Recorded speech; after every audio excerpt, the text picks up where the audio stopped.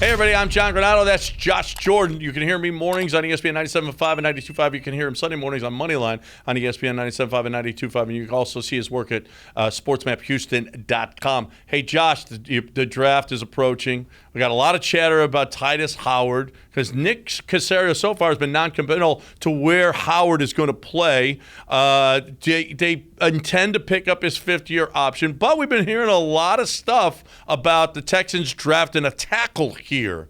What do you think about Titus Howard now as we get close to the draft?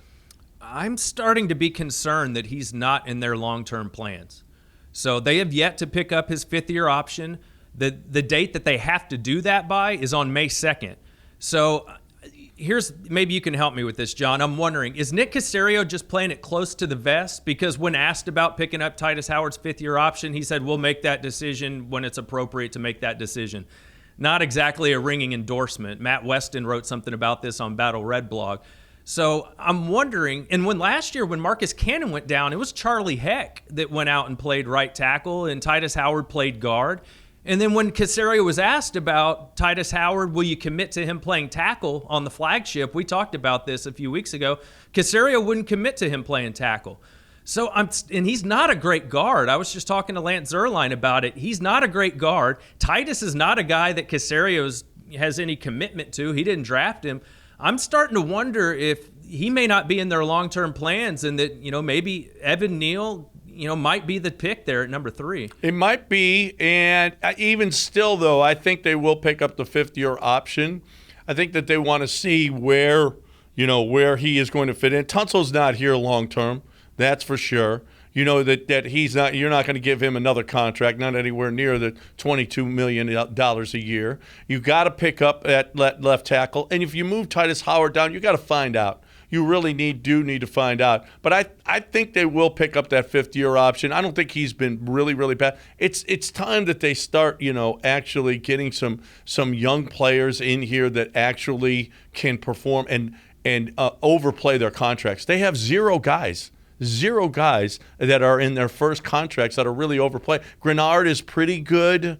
I guess Lopez is pretty good. Nico Collins is okay. He's pretty good. But they need some guys really, really to start stepping up and outplaying those first contracts. No, 100%. I agree. And the other thing is, where are they going to play these guys? Is Titus Howard going to be at guard again? Because if you did take, Ickey, or if you took Evan Neal at number 3 overall, there's a thought that they could play guard for a year, and then they become your tackle of the future. Maybe you move on from both Titus and Laramie Tunsil at some point.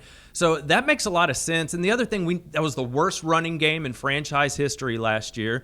We talked about getting Davis Mills some weapons. Well, let's get him some better protection. Let's get him a run game. I'd really like to see them upgrade the offensive line here. Well, here's another thing, too. You draft Evan Neal. Tunsil is still there. Howard moves down to guard. Now you're offering him a contract for a guard as opposed to a contract for a left tackle, which is a big difference.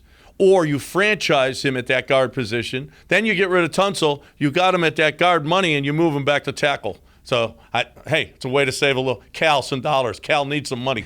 You know what else Cal needs? He needs a cornerback. Yes. Lance is my partner, Lance Zierlein, draft expert on NFL.com. He says corner is the biggest weakness for this football team. Where do you want to see? I want to see him at 13. Whatever corner is there at 13, where do you want to see him draft a corner? I'm actually with you, John, because you could look at it. If you took one at 3, it'd probably be like Sauce Gardner or somebody like that.